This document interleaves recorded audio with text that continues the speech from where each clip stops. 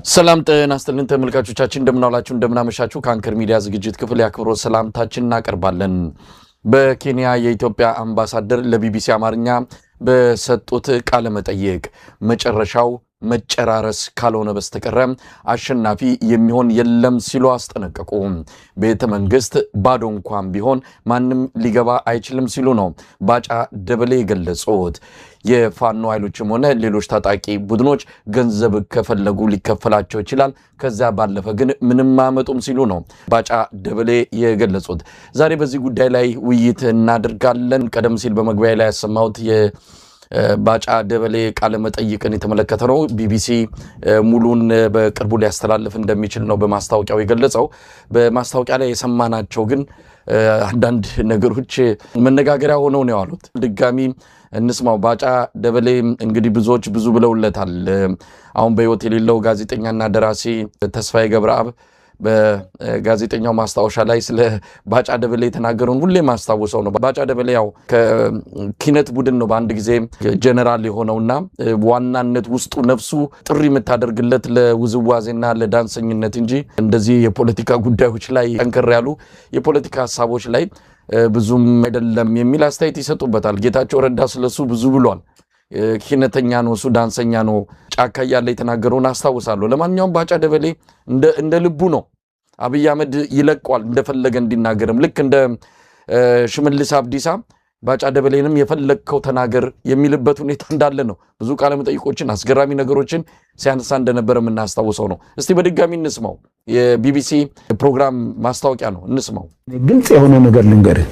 4 ኪሎ ሰው የለም ቢባል አንዳቸውም 4 ኪሎ መጥቶ አይዙ ፋኖውን ኦላ አይመጡም። በጭራሽ ምንና አይመጡም።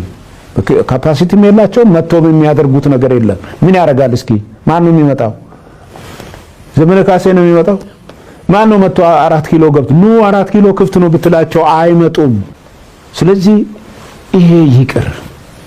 በቃ ገንዘብ ከፈለጉ ከመንግስት ጋር ተደራድረው ይስጣቸው። መንግስት ገንዘብ ከሆነ የሚፈልጉት፣ አለበለዚያ የህዝብ ጥያቄ መመለስ ከሆነ የህዝቡ ተውኝ ያለኮ በምርጫው ይተውት። ሰላም እናምጣ። ሰላም ካልመጣ አሁን መጨረሻው መጨራረስ ካልሆነ በስተቀር ውጤቱ አሸናፊ ተሸናፊ የሚባል ነገር የለውም። ሙሉጌታ እስቲ መስመር በመስመር እያንዳንዱን እንመልከተው። 3-4 ነገሮችን ልናነሳለት እንችላለን። ሙሉ ቃለ መጠይቅ ሲቀርብ ደግሞ ከእንደገና ዳግም እንወያያለን። የአብይ አህመድ ቤት እንዴት እየተናወጠ እንዳለ፣ የአብይ አህመድ ፍርሃት በምን ያህል ሽቅብ እንደወጣ የምናይበት ቃለ መጠይቅ ነው። እውነት ለመናገር ይህንን እንዴት አድርገው የብልጽግና ሰዎች እንደፈቀዱለት ለባጫ ደበሌ አላውቅም። ለማንኛውም 4 ኪሎ ክፍት እንኳን ቢሆን መጥተው ምንም ሊያደርጉ አይችሉም። ፋኖም በላቸው ኦላንም በለው ምንም ሊያደርጉ አይችሉም ነው። እንግዲህ አብይ አህመድም ገብቶ እኮ ሀገር እየመራው ነው ብሏል። እንኳን አይደለም እነሱ የህዝብ ዓላማ ያነገቡ በተለያየ ፖለቲካዊ ተልኮች የታነጹ ኃይሎች ይቅርና አብይ አህመድ ግራ የገባው መደመር የሚል የእብድ ፖለቲካ ይዞ የመጣ ሰው እንኳን ቤተ መንግስት ገብቶ ይኸው 8 ዓመት ቆይቷል። ምን ለማለት ፈልጎ ነው? በጣም አስቂ ነው። እንግዲህ እንደ ትናንቱ ባጫ ደበሌ ገባ በቀሌ የሚባል ተረክ የሚሰራለት የለም። ስለዚህ ባጫ ደበሌ ኬንያ ላይ ሆኖ ኬንያ በሚገኘው የቢቢሲ አማርኛ ጋር ያደረገው ቃለ መጠይቅ ለማስታወቂያ ወይም ደግሞ ሰዎች እንዲከታተሉት በሚል ተቀንጭቦ የወጣ ሾርት ወይም ደግሞ ማስታወቂያ ልንለው እንችላለን። በዚህ 1 ደቂቃ ባልሞላ ንግግሩ እንኳን በርካታ ጉዳይ ላይ የቀባጠረው ሙሉ የሚለቀቅ ከሆነ እንግዲህ እንደዚህ እየዘላበደ በትክክለኛው ቋንቋ መጠራት ስላለበት ነው። እንደዚህ እየዘላበደ ቃለ መጠይቅ ከተለቀቀ መቼም አስቸጋሪ ነው የሚሆነው። ነገር ግን ኢንተርናሽናል ሚዲያ ጋር ነው ያደረገው። ስለዚህ ይሰረዝን የሚል ፋና አይደለም ኢቲቪ አይደለም እና አይሰረዝም፣ ሙሉ እናዳምጠው ይሆናል። ነገር ግን አገዛዙ በምን አይነት ቁመና ላይ እንዳለ በተጨባጭ ያሳየ፣ የአገዛዙ ሰዎች የሚይዙትን የሚጨብጡትን አጥተው ያገኙትን ግድግዳ ሁሉ ጥፍራቸው እየዋጠጡ እንዳለ በተጨባጭ የተረዳንበት ቃለ መጠይቅ እንደሆነ በግልጽ ማስቀመጥ ያስፈልጋል። 4 ኪሎ ሰው የለም ቢባሉ እንኳን ፋኖ መጥቶ አይይዝም። 4 ኪሎ ሰው የለም ቢባሉ እንኳን ፋኖና ኦላ መጥተው አይይዙም። እንደዚህ አይነት ሐሳቦችን ነው ሲናገር የነበረው። የአፋብኑን መሪ አርበኛ ዘመነ ካሴንም ጭምር ስም እየጠራ ትግሉን ለማጠልሸት ለማናናቅ ከፍተኛ ጥረት አድርጓል። እንግዲህ ባጫ ብዙ ስም ነው ያለው። ስለዚህ ባጫ የተለያየ ተዋናይ ቢሆን የሚያዋጣ ይመስለኛል። በግብጽም እንደተቀመጠው ማለት ቅድም አንተ እንዳነሳው ጋዜጠኛውን ስም ጠቅሰህ ተዋናይ፣ ዳንሰኛም እስክስተኛ ቢሆን የሚያምርበት ነገር ግን አሁን ካለበት አኳያ ደግሞ የተለያዩ መድረኮች ሲጠራም እንግዲህ በተለያዩ ኤምባሲዎች አይተነዋል እስክታይ ወረደና ነገር ግን አገዛዙ መጠቀም ሲፈልግ ደግሞ በተለያዩ ሚዲያዎች ይጠቀማል። የአብይ አህመድ ቁርጠኛ ታማኞች ከሚባሉት መካከል ወይም ደግሞ አገዛዙ እስከ መጨረሻው እስትንፋስ ድረስ በፕሮፓጋንዳ ያግዛሉ ከሚባሉ ሰዎች መካከል አንደኛው ባጫ ደበሌ ነው። ለዛም ነው በቢቢሲ አማርኛ ወጥቶ አጠቃላይ ሐሳብና አስተያየቱ እንዲሰጥ ገለጻ እንዲደረግ ፍቃድ የተሰጠውና የጀነራል ባጫ ደበሌን የሽንፈትና የድንጋጤ ወሬ ልንለው እንችላለን። የሽንፈት የድንጋጤ ወሬ ይሄን በግልጽ ለማስቀመጥ መጨራረስ ካልሆነ ውጤቱ ማንም አሸናፊ ተሸናፊ አይኖርም። ገንዘብ ከፈለጉ ተራድረው ገንዘብ ይሰጣቸው። 4 ኪሎ ክፍት ነው ብንላቸው አይመጡም። ይሄ ባይዘ በጣም እርስ በርሱ የተጣበሰ ነው። ይሄ በ50 ሰከንድ የተወራ ወሬ ነው። አንደኛ 4 ኪሎ ክፍት ነው ብንላቸው አይመጡም ካለ ማን ከማን ነው የሚጨራረሰው? እነዚህ ሰዎች አይመጡም፣ ተስፋ የላቸውም፣ የሞቱ ናቸው፣ የወደቁ ናቸው እያለ ነው። እንግዲህ ተስፋ የላቸውም፣ 4 ኪሎ መምጣት አይችሉም። ክፍት ቢሆን እንኳን እኛ ብንለቀው ንግግር አያስፈልግም። በቃ ተስፋ ከሌላቸው የላቸውም። ቀጥሎ ይመጣና ምን ይላል? ውጤቱ አደገኛ ስለሚሆን መጨራረስ ነው የሚሆነው። ማንም አሸናፊ ተሸናፊ የለም ይላል። የሚመጡት ሰዎች ደግሞ በግልጽ ተናግሮታል። የፋኖ ኃይሎች፣ የሆላ ኃይሎች፣ ሌሎች ኃይሎች እንደሆነ በግልጽ አስቀምጧል። ከዛ በተጨማሪ ከነዚህ ውስጥ መካከል አንደኛው መጭማን ነው፣ ዘመነ ካሴ ነው። ስለዚህ የሚመጡት እነዚህ ሰዎች ናቸው። አንደኛው እውቅና ሰጥቷል እንደሚመጡ። ከዚህ በፊት እየመጡ ነው የሚል ሐሳብ በሰፊው በማህበራዊ ሚዲያ ሲነሳ ነበር። ዛሬ ከኬንያ ሆኖ አምባሳደር ባጫ ደበሌ እውቅና ሰጠ ማለት ነው።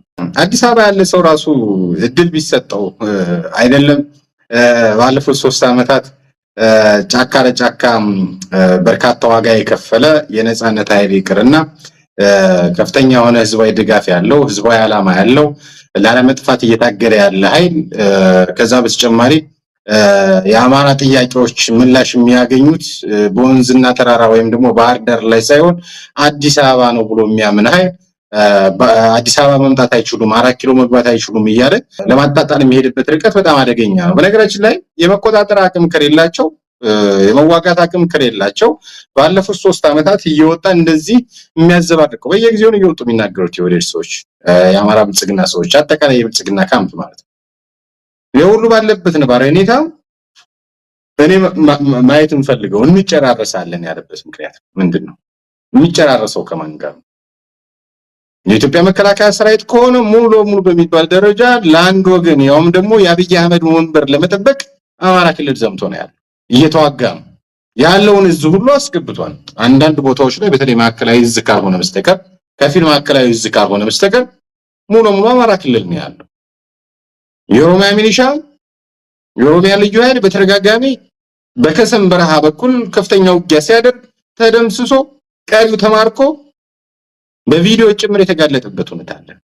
ያላቸውን አቅም ተጠቅመዋል። ባጫ ደበሌ አሁን እየተናገሩት ያለው ወደኋላ የአብይ አህመድን እንመለስበት እንችላለን። ለምን ዓላማ ነው ቤን ሄደው የሚለው እናየዋለን። ነገር ግን ባጫ ወደ እርስ በርስ እርቂት ለማምራት በከፍተኛ ዝግጅት ላይ ናቸው። ዓለም አቀፉ ማህበረሰብም የኦሮሞ ልሂቃንም በተለይ ከብልጽግና ጎራ ወይም ደግሞ ብልጽግና ከፍተኛ የሆነ ኪሳራ በህዝብ ላይ ሊያመጣ በተለይ የሆዴድ ብልጽግና ምን እያሰረ ምን እየሰራ እንደሆነ የሚረዱ በመረጃ ደረጃ እየሞገቱ ያሉ ሊያሳስባቸው የሚገባ ጉዳይ ማን ከማን ነው የሚያጫርሱት? አብዛኛውን መከላከያ፣ አብዛኛውን ልዩ ኃይል፣ አብዛኛውን ሚኒሻ ያለውን ኃይል ሁሉ ተጠቅሟል ባለፉት 3 ዓመታት። አሁን ደግሞ አዳዲስ ግንባሮች እየተፈጠሩ ነው። ያንን ግንባር መቆጣጠር የሚችልበት በዛ ግንባር ሁሉ መመከት የሚችል መዋጋት የሚችል ሰራዊት አብይ አህመድ የለውም። አንድ እየተማመነበት ያለው ድሮን ነው። ድሮን ደግሞ እንጨራረሳለን የሚያስብል ነገር አለን። ምክንያቱም ህዝብ እየተኮሰ እየገደለ ነው። ህዝቡ ምርጫውን መርጧን ብልጽግናን መርጧን በምርጫ እንትን ብሏን ይላል። ታዲያ የመረጠው ህዝብ ከሆነ ዛሬም ድረስ በየገዳሙ እየዞረ ለምን በድሮን ይጨፈጨፋል? በከባድ መሳሪያ ለምን የገበሬውን መሬት ያርሳል? ራስ እንዲሞት ነው? ትራክተር መሆኑ ነው መድፉ አይደለም። ስለዚህ የሆነ ያሰቡት ነገር ይፋ አድርጓል። በነገራችን ላይ መሳይ እዚህ ላይ በማስታወቂያው የተረዳነው እውነት ቢኖር እንጨራረሳለን፣ አቅም የላቸውም መምጣት አይችሉም እንደሚመጡ ተናግሯል። ደግሞ እንጨራረሳለን ብሏል። የሚጨራረሰው የት ነው? የሚጨራረሱት ለምንድን ነው? ለአዲስ አበባ የሚጨራረሱት ለምንድን ነው? ለ4 ኪሎ ነው።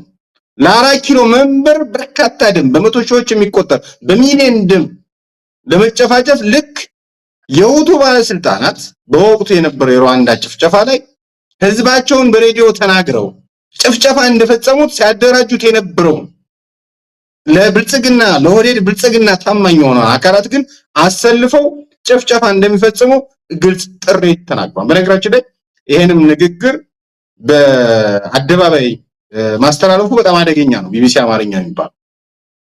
ምክንያቱም ይሄ የልቂት ጥሪ ነው። እንጨራረሳለን ነው ያለው። ማን ከማን ነው የሚጨራረሰው? አቅም የሌላቸው ሰዎች አሉ። የአብይ አህመድ አገዛዝ 13ቱንም እዛ አማራ ክልል ላይ ያስገብቶ እየተዋጋ ነው ያለው አቅም የህዝብ አቅም ነው። የህዝብ አቅምን ደግሞ በፕሮፓጋንዳ ለማሰባሰብ ጥረት እያደረጉ ነው። አንድ ጊዜ አሚኮ፣ አንድ ጊዜ ኦቤን፣ አንድ ጊዜ ቢቢሲ፣ ነገ ደግሞ በቀጣይ ሲዳማና ሌሎች ጣቢያዎች ላይ የማይገኝበት ምንም አይነት ነገር የለም ደቡብ ቴሌቪዥን መሰለኝ። ስለዚህ የኦሮሞ ህዝብን ከሌላው ህዝብ ጋር ለማጋጨት በተለይ ኦራ የሚባለው በተለይም ደግሞ በነጃል መሮ የሚመራው ተላላኪ ነው። ምንድነው ያሉት? ወደ ኋላ እንመለስበታል። አብይ አህመድ በኦቤን ማስታወቂያ ላይ ባጫ ደበሌ በቢቢሲ ማስታወቂያ ላይ አንድ ነገር ተናግረዋል። ከዚሁ ጋር አያይዘን መሄድ ካለብን ብናያይዘው መልካም ነው ብያምናለሁ። የሁለቱም ጋር ተመሳሳይ ነገር ስላለ አብይ አህመድ ኦቤን ጋር በነበረው ውይይት ትናንት ህዋት ያሰራቸው ሰዎች እኛ ነፃ አውጥተናቸው ከህዋት ጋር ገጥመው እየወጉን ነው ሲል ተደምጧል። ኦላ የሚባለው ኃይል የነጃል መሮ ኃይል ተላላኪ ሆኖ የኦሮሞ ህዝብን ለመጨፍጨፍ የኦሮሞን ስልጣን ለማስቀማት የኦሮሞን አቅም ለመነጠል እየተናገረ ነበር። ከዛ በተጨማሪ ኦሮሞ ነፃ ወጥቷን ይላል። ከማን ነው ነፃ ወጣው? ነፃ ወጡት ደግሞ እና አብይ አህመድ እንደሆኑ በተደጋጋሚ ይናገራል። የኦቤኑም ውይይት የኦቤኑም ጉዞ በተጨባጭ ካየነው የባጫን ንግግር አስተሳስረን ካየነው የኦሮሞ ህዝብን የመቀስቀስ የጦርነት ነጋሪት የመጎሰም ከዛ በተጨማሪ ደግሞ ከተለያየ ሀገራት የሚሰበስበውን መሳሪያ አሸክሞ እልቂት ለመፈጸም ከፍተኛ እንቅስቃሴ እያደረጉ እንዳለ ከሁለቱ ሰዎች ንግግር መረዳት ይቻላል። ይሄን በግልጽ ማስቀመጥ ያስፈልጋል። ስለዚህ ታሪካዊ ኃላፊነት ያለባቸው የኦሮሞ ሊቃን የኦሮሞ ልጆች በተለይ ጸረ ብልጽግና የሆኑ ኃይሎች በከፍተኛ ሁኔታ ሊሰሩት የሚገባ ጉዳይ እንዳለ በግልጽ ማስቀመጥ ያስፈልጋል። ከዛ በተጨማሪ የፋኖን ኃይል እነዚህ የነጻነትን ኃይሎች አሸናፊ መሆን እንደማይችሉ ነው በግልጽ የተናገረው። አሸናፊ መሆን ካልቻሉ ተሸናፊ መሆን መቻል አለባቸው አይደል? 4 ኪሎ መግባት ካልቻሉ ወይም ደግሞ ባዶ ብንሰጣቸው ራሱ መግባት አይችሉም ካለ በአንድም በሌላ መንገድ መሸነፍ ነበረባቸው እንደነሱ ወሬ ከሆነ። ቀጥሎ ይመጣና አሸናፊም ተሸናፊም አይኖር እንጨራረሳለን። ይሄ ልቂት ጥሪ ነው። የሚያሳስባቸው አካላት ካሉ ይሄን ጉዳይ ሳይቃጠል በቅጠል ብለው እንዲከታተሉት የሚገባ ሊሰሩበት የሚገባ ጉዳይ እንዳለ በግልጽ ማስቀመጥ ያስፈልጋል። ሌላኛው የገንዘብ ጉዳይ አንስቷል። ይሄ በጣም በነገራችን ላይ ርካሽነት ነው። እነ ተመስገን ጥሩነህ እንደምታስታውሰው ኢትዮጵያ የምትመራው በደህንነቶች ነው፣ ወይም ደግሞ ደህንነት ውስጥ መስሪያ ቤት የነበሩ በአብይ አህመድ ጓደኞች ነው። አብርሃም በላይ የአብይ አህመድ ጓደኛ ነው። ተመስገን ጥሩነህ የአብይ አህመድ ጓደኛ ነው።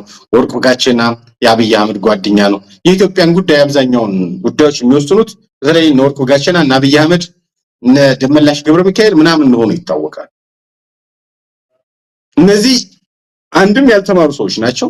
ከተማሩም እንኳን የትምህርት ማስረጃቸው ወይም ከኢንፎሊክ እንደው ከፍተኛ ሄድን ከተባለ ከዛ ነው የምናገኘው እንጂ ከታወቀ የኢትዮጵያ ዩኒቨርሲቲ ካሉት ዩኒቨርሲቲዎች ውስጥ ብታገኙ ምችል ዶክመንት የላቸው። ገንዘብ ከፈለጉ መንግስት ይስጣቸው ይላል። አንደኛ ይሄን እንኳን ፖለቲካዊ እናንሳው ካለ ለገንዘብ ቢታገድ የለም። አንደኛ ዓላማ አላቸው። ዓላማውን ደግሞ የአብይ አህመድ አገዛዝ መፈንቀል ነው።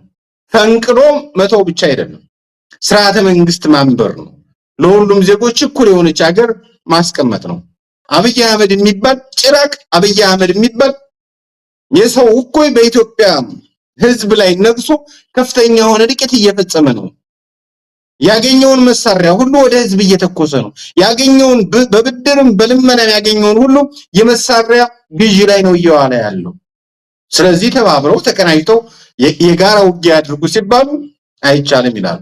በተለያዩ ሚዲያዎች ይመጡና ደግሞ እንደነባጭ አይነት የፖለቲካ ዘገምተኞች 4 ኪሎ መግባት አይችሉም እንተላለቃለን የሚል የድቂት ነጋሪት በአደባባይ ይጎስማሉ ማለት ነው። ይሄን ሀዬ ማለት ያስፈልጋል። ንግግሩን በአግባቡ ተንትኖ ለዓለም አቀፉ ማህበረሰብ የብልጽግና ኃይሎች እንደዚህ እየሰሩ ነው፣ ስለዚህ ኢትዮጵያ ውስጥ እልቂት ከመፈጸሙ በፊት የሚያሳስባችሁ ከሆነ እነዚህ ሰዎች ላይ የምትሰጡትን እርዳታ ድጋፍ ልታቆሙ ይገባል ብሎ ጫና እንዲደረግ የዲፕሎማሲ ማህበረሰብ በውጭ ያለው ዲያስፖራ ተነጋግሮ የጋራ ስራ መስራት ያስፈልግበታል። ምክንያቱም ከዚህ በፊት መሳይ ቀደም መጀመሪያዎቹ አካባቢ በተለይ ሰኔ ላይ በነበረን ፕሮግራም ላይ 2019 አዳዲስ ነገሮች ይፈጠራሉ፣ የብልጽግና ኃይል ለአንዴና ለመጨረሻ ጊዜ የመወገጃ እድሉ ሰፊ ነው በሚል ሐሳቦችን ሰጥተን ነበር። አንተም በወቅቱ እንደዚህ አይነት ነገሮች የመሆን እድላቸው ሰፊ ነው፣ ነገር ግን ጊዜ ማስቀመጥ ትክክል አይደለም በሚል የተነጋገርንበት ሁኔታ እናስታውሳለን። ለዛም ነው የመጨረሻው ነገር ላይ ደርሰዋል። እነሱ ደግሞ የመጨረሻ ካርዳቸውን እየተጠቀሙ ነው። የመጨረሻ ካርዳቸው ምንድነው? የህዝብ ካርድ መሳብ። የህዝብ ካርድ ማለት የኦሮሞ ህዝብ ነው። በነገራችን ላይ 4 ኪሎን የመልቀቅ ማዝማሚያ እንዳላቸው በአግባቡ መረዳት ያስፈልጋል።